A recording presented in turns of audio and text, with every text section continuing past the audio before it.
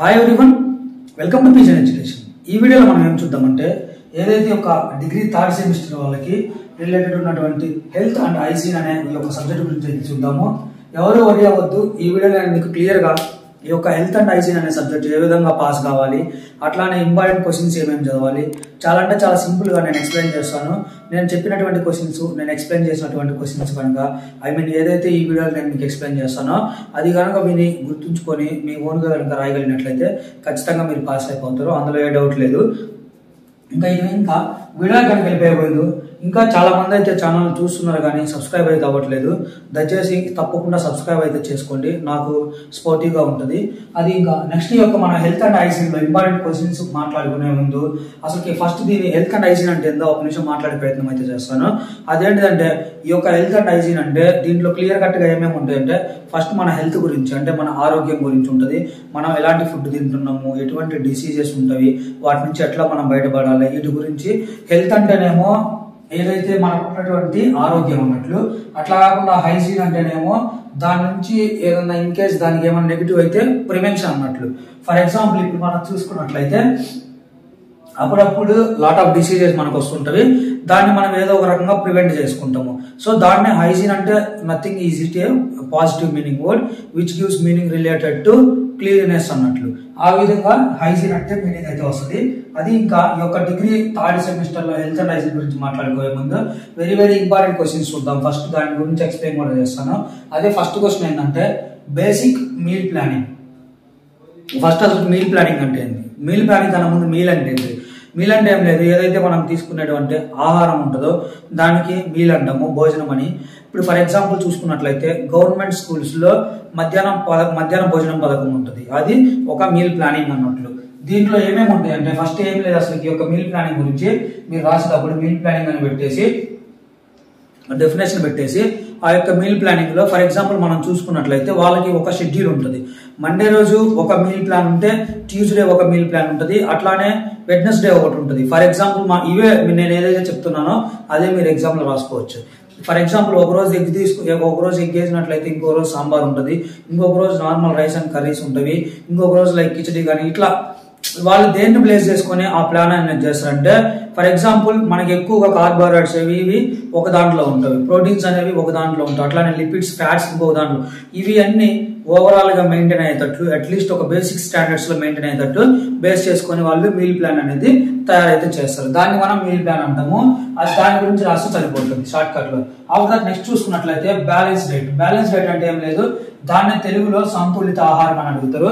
Balance diet అంటే for example కొంతమంది చూసుకున్నట్లయితే చాలా అంటే చాలా హెవీగా ఉంటారు. అంటే నేను అపార్ట్ ఫ్రమ్ ఎవరి గురించి మాట్లాడుతున్నాను అయితే ఎవరైతే ఫుడ్ ఎక్కువ అయ్యి హెల్త్ అయ్యే లావ్ అయ్యే వాళ్ళ గురించి మాట్లాడుతున్నాను. కొంతమంది ఏంటంటే మన యొక్క పేరెంట్స్ నుంచి కానీ ఫోర్ ఫాదర్స్ నుంచి కానీ అది ఒక జెనెటిక్ వేరియేషన్ పరంగా వస్తుంది, దాని గురించి మాట్లాడట్లేదు.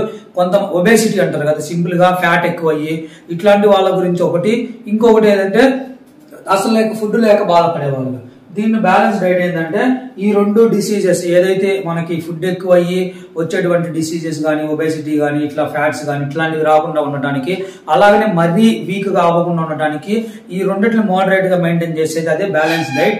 ఈ యొక్క బ్యాలెన్స్ డైట్ లో ఏంటంటే నీకు మినిమం అమౌంట్ ఆఫ్ ప్రోటీన్స్ ఉంటాయి, న్యూట్రియన్స్ ఉంటాయి, దాంతో పాటు ఇంకా నెక్స్ట్ మాట్లాడుకున్నట్లయితే కార్బోహైడ్రేట్స్ ఉంటాయి, అట్లానే లిపిడ్స్ ఉంటాయి. అన్ని ఒక మీడియం మన ఒక హ్యూమన్ కి, ఒక మనిషికి ఒక రోజుకి ఎంత అమౌంట్ లో కావాలో అంత అమౌంట్ లో అయితే ఉంటది. దాన్ని మనం సింపుల్ గా మాట్లాడుకున్నట్లయితే సంతులిత ఆహారం అని లేకపోతే బ్యాలెన్స్ డైట్ అంటాం. ఇట్లా కాకుండా మన ఓన్ గా మనకు నచ్చింది ఎక్కువ ఎట్లా పడితే అట్లా తింటే అది ఇంబ్యాలెన్స్ డైట్ అవుతుంది. దానివల్ల కొన్ని ప్రాబ్లమ్స్ వస్తాయి. అది దాన్ని మాట్లాడుకున్నవి ఒబేసిటీ కానీ ఫ్యాట్ కానీ ఇట్లాంటివి ఎక్కువ అయిపోతుంటాయి. అది ఇంకా నెక్స్ట్ చూసుకున్నట్లయితే మాల్ న్యూట్రిషన్ వెరీ ఇంపార్టెంట్. ఇది మాల్ న్యూట్రిషన్ అంటే ఏం లేదు, మనకు ఉన్నటువంటి ఈ మొత్తాన్ని కలిపి న్యూట్రియంట్స్ అంటాం లేదా న్యూట్రిషన్ అంటాము. ఈ యొక్క న్యూట్రియంట్స్ మాల్ న్యూట్రిషన్ అంటే మాల్ న్యూట్రిషన్స్ అగైన్ 2 టైప్స్ ఉంటాయి. అది నెంబర్ 1 వచ్చేసరికి మాల్ న్యూట్రిషన్స్ లో ఏముంటది అంటే ఫర్ ఎగ్జాంపుల్ టోకోఫెరాల్ ఉంటుంది, కాల్సిఫెరాల్ ఉంటుంది. కొంతమంది ఏంటంటే ఈ యొక్క న్యూట్రిషన్ అనేది ఎక్కువైపోవడం వల్ల ఉన్న వెయిట్ కంటే ఓవర్ హీట్ అవుతారు, దాన్ని ఒకటి అంటాము. కొంతమంది ఏంటంటే అసలు ఫుడ్ లేక కానీ ఇంకోటి ప్రాబ్లం వల్ల వాళ్ళ బోన్స్ కనపడుతూ ఉంటాయి. ఇట్లా కొన్ని ప్రాబ్లమ్స్ ఉంటాయి. వీటిని ఈ యొక్క డిజార్డర్స్ వచ్చేది మాల్ న్యూట్రిషన్ వల్ల. ఈ మాల్ న్యూట్రిషన్ అంటే ఏదైతే మనకి కావాల్సినటువంటి డెఫినేషన్ చెప్తా చూడండి. ఏదైతే మనకి కావాల్సినటువంటి న్యూట్రియంట్స్ మినిమం లెవెల్లో కూడా సరిపోకపోతే, అంతకన్నా తక్కువ ఉంటే అది మనకి మాల్ న్యూట్రిషన్ కొరత ఏర్పడుతుంది. ఫర్ ఎగ్జాంపుల్ మనం మాట్లాడుకోవాల్సి వస్తే, మనకంటే పేరెంట్స్ వల్ల కానీ లేదా ఇంకొక మన ఓన్ బతుకుదేరు వల్ల కానీ మనం బ్యాలెన్స్ డైట్ అట్లీస్ట్ కొద్దిగా ఒక మెయింటైన్ చేస్తాం. కానీ కొంతమంది లైక్ బెగ్గర్స్ కానీ ఇలా రోడ్ సైడ్ ఉండే వాళ్ళు కానీ వాళ్ళకి ఏంటంటే వాళ్ళకి ప్రాపర్ డైట్ ప్లాన్ ఉండదు, ఏముండదు, ఎవరైనా ఇస్తే తింటారు లేకపోతే లేదు. అట్లాంటి వాళ్ళకి మేజర్ గా మనం ఈ యొక్క మాల్ న్యూట్రిషన్ అనేది మనం చూడొచ్చు. ఇలాంటివి ప్రాబ్లమ్స్ గురించి మాట్లాడుకునేది మాల్ న్యూట్రిషన్. దాన్ని ఎట్లా అరికట్టాలంటే ప్రాపర్ డైట్ ప్లాన్ ఉండాలి. దాంతో పాటు అది తీసుకున్నటువంటి డైట్ మొత్తం ఏదైతే మనకి యొక్క ఎలిమెంట్స్ ఏదైతే న్యూట్రియంట్స్ మొత్తం అట్లీస్ట్ మోడరేట్ లెవెల్లో ఉండాలని రాసుకుంటే సరిపోతుంది. ఆఫ్టర్ దట్ నెక్స్ట్ ఇంపార్టెంట్ చూసుకున్నట్లయితే సోర్సెస్ ఆఫ్ కార్బోహైడ్రేట్. ఈ యొక్క దీంట్లో ఏమి లేదు, మీరు ఎక్కువ కష్టపడాల్సిన అవసరం లేదు. నేను సింపుల్ గా మీరు ఇది ఏదైనా గూగుల్ చేసుకుంటారో లేకపోతే మీ బుక్స్ ఫాలో అవుతారో, ఒకటి నెంబర్ 1 ఈ కార్బోహైడ్రేట్స్ ఒకటి, ఆఫ్టర్ దట్ నెక్స్ట్ లిపిడ్స్ ఒకటి, అట్లానే ప్రోటీన్స్ ఒకటి. ఈ 3 ఐటమ్స్ ఏ వాటిల్లో ఎక్కువ దేంట్లో ఉంటే చూసుకోండి. నేను కూడా చెప్తాను. ఫర్ ఎగ్జాంపుల్ ఫస్ట్ కార్బోహైడ్రేట్స్ అంటే తెలుగులో పిండి పదార్థాలు అంటాం. అవి ఎట్లా ఎక్కువ ఉంటాయి అంటే మనం తినేటువంటి రైస్ కానీ లేకపోతే పొటాటో కానీ వెజిటేబుల్స్ లో కానీ సెరల్స్ ధాన్యం గింజలు like for example red gram, green gram ఇట్లాంటివి చాలా ఉంటాయి కదా. వీటిలలో సెరల్స్ లో కానీ వీటన్నిటిలో ఎక్కువగా మనకి కార్బోహైడ్రేట్స్ లభిస్తాయి. అట్లానే రాగి జావలో రాగి ఇట్లాంటి వాటిలో. ఇంకా నెక్స్ట్ మాట్లాడుకున్నట్లయితే ప్రోటీన్స్ అంటే ఏం లేదు, మనకి ఎక్కువ ప్రోటీన్స్ ఎక్కడి నుంచి లభిస్తాయి అంటే మీట్, మాంసం కానీ లేకపోతే చికెన్ కానీ లేకపోతే ఎగ్ కానీ, అట్లానే మనం తినేటువంటి పిజ్జా కానీ బర్గర్స్ వీటిలో, అట్లానే వీటన్నిటితో పాటు గ్రీన్ పీ అంటే బఠానీ, పచ్చి బఠానీ ఉంటుంది కదా, వాటిలలో కానీ వీటిలో ఎక్కువగా మనకి ప్రోటీన్స్ లభిస్తాయి. నెక్స్ట్ లిపిడ్స్ మాట్లాడుకున్నట్లయితే లిపిడ్స్ అంటే ఫర్ ఎగ్జాంపుల్ ఏదైతే ఆవుల నుంచి కానీ వీటి నుంచి వస్తాయి. ఫర్ ఎగ్జాంపుల్ మనం ఒక డైరీ పార్లర్కి వెళ్ళమంటే అక్కడ ఏమేమి మనకి మిల్క్ ఉంటుంది, నెయ్యి ఉంటుంది, గీ, దాంతో పాటు ఇంకా కార్డ్ ఉంటుంది. వీటిలో ఎక్కువగా మనకి లిపిడ్స్ ఉంటుంది. అర్థమైంది కదా. ఇప్పుడు నేనైతే చెప్పాను ఒక్కొక్క ఐటమ్ గురించి అట్లీస్ట్ ఒక 4-5 ఐటమ్స్ గురించి క్లియర్ గా ఎక్స్ప్లెయిన్ చేసుకుంటూ వెళ్ళిపోతే ఒక్కొక్క పారాగ్రాఫ్ అయినా ఆ క్వశ్చన్ కి మీకు ఆన్సర్ అయితే ఓన్గా రాసేసుకోవచ్చు. అది ఇంకా తప్పకుండా టీచింగ్ నాకు నచ్చినట్లయితే దయచేసి లైక్ చేయండి, అట్లానే వీడియోని మీ ఫ్రెండ్స్ అందరికి షేర్ చేయండి. అట్లానే తప్పకుండా మన ఛానల్కి అయితే సబ్స్క్రైబ్ అవ్వండి. ఇన్స్టాగ్రామ్ లింక్ కూడా నేను డిస్క్రిప్షన్ అయితే ప్రొవైడ్ చేస్తాను. ఎవరికైనా మీకు ఫాలో అవ్వాలనుకున్న వాళ్ళు మీ యొక్క డౌట్స్ కానీ ఇంకా ఏమన్నా ఫర్దర్ యూజెస్ కి ఇన్స్టాగ్రామ్ నుంచి కూడా నన్ను మీరు ఫాలో అయితే అవ్వచ్చు. అట్లా ఇంకా ఇది ఒక స్పెషాలిటీ మీకు. అది ఇంకా నెక్స్ట్ ఇంతవరకు అయిపోయింది కదా. ఆఫ్టర్ దట్ నెక్స్ట్ చూసుకున్నట్లయితే 6th క్వశ్చన్ అదేంటంటే వెరీ వెరీ ఇంపార్టెంట్లీ ఈ యొక్క విటమిన్స్ గురించి చదివేటప్పుడు ఎవరు కూడా ఇది ఉన్నాట్లలో మనం కొంచెం కష్టపడే టాపిక్, ఎక్కువ నేర్చుకోవాల్సినటువంటి టాపిక్. ఫర్ ఎగ్జాంపుల్ మనం దేని మీద కొంచెం టైం పెడతామంటే అది ఈ యొక్క విటమిన్స్ మీదనే పెడతాము. ఈ విటమిన్స్ అనేది ఏంటంటే ఫర్ ఎగ్జాంపుల్ సింపుల్ మాట్లాడుకున్నట్లయితే మనం డైలీ తీసుకునేటువంటి బాడీలో మన హ్యూమన్ బాడీలో ఎలిమెంట్స్ ఉంటవి, మెటల్స్ ఉంటవి, గ్యాసెస్ ఉంటవి.